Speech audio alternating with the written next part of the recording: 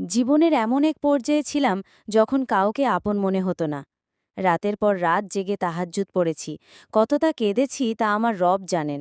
অনেক মিলাক্কেল হয়েছিল জীবনে, এর জন্য এখনও ভাবাই। আসসালামু আলাইকুম ওয়ারাহমাতুল্লাহ। প্রিয় দর্শক, আমার চ্যানেলে আপনাদের সবাইকে স্বাগতম।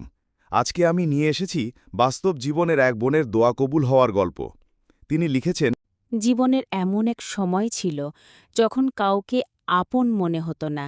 শারীরিক ও মানসিকভাবে মানুষের হাজারো কথায় অন্তরটা ক্ষতবিক্ষত হয়ে গিয়েছিল। ঠিক তেমন সময়ে আমার রব ছাড়া আর কাউকে পাইনি। কাছে কতটা কেঁদেছি তা আমার রবই জানেন। আল্লাহ তার প্রিয় বান্দাদের পরীক্ষা নেন, এ কথা জানার পরেও মাঝে মাঝে ভরসার জায়গাটা দুর্বল হয়ে যেত। কিন্তু কথার আছে না, আল্লাহ যখন তার বান্দায় ভালো চান তখন তাকে বিভিন্ন পরীক্ষা দেন। আমি অনেক কঠিন সময় পার করেছি, তবুও আল্লাহর উপর ভরসা ছাড়েনি। আমি প্রতিনিয়ত ইস্তেগফার করেছি, আল্লাহকে ডেকেছি, আর আল্লাহ আমাকে নিরাশ করেননি।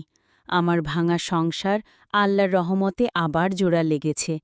যারা একসময় অপমান করেছে তারাই এসে ক্ষমা চেয়েছে, যারা দূরে সরে গিয়েছিল তারাই আবার কাছে এসেছে। আজ আমি অনুভব করি, আল্লাহর রহমত ছাড়া কিছুই সম্ভব নয়। আল্লাহ চাইলে অসম্ভবও সম্ভব হয়ে যায়। তাই ভরসার জায়গাটা মজবুত করতে হবে, কারণ আল্লাহ প্রতিটি অন্তরের খবর রাখেন। এই বোন আরও লিখেছেন, দোয়া কবুলের কিছু শর্ত আছে।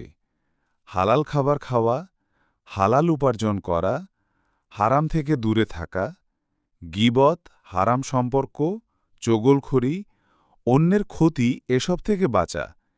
তারপর ধৈর্যের সাথে কাকুতি মিনতি করে আল্লাহর কাছে চাইতে হবে, আর অন্তরে দৃঢ় বিশ্বাস রাখতে হবে যে আল্লাহ অবশ্যই কবুল করবেন। মনে রাখবেন, উদাসীন অন্তরের দোয়া আল্লাহ কবুল করেন না। প্রিয় ভাই ও বোনেরা, দোয়ার শক্তি কখনো অবহেলা করবেন না। আল্লাহ যিনি চাইলেই সব করতে পারেন, তার কাছে চাইলে অসম্ভব কিছুই নেই। আজকের গল্প এখানেই শেষ করছি। ইনশাল্লাহ পরবর্তী ভিডিওতে আবারও কারো বাস্তব জীবনের গল্প নিয়ে আসব।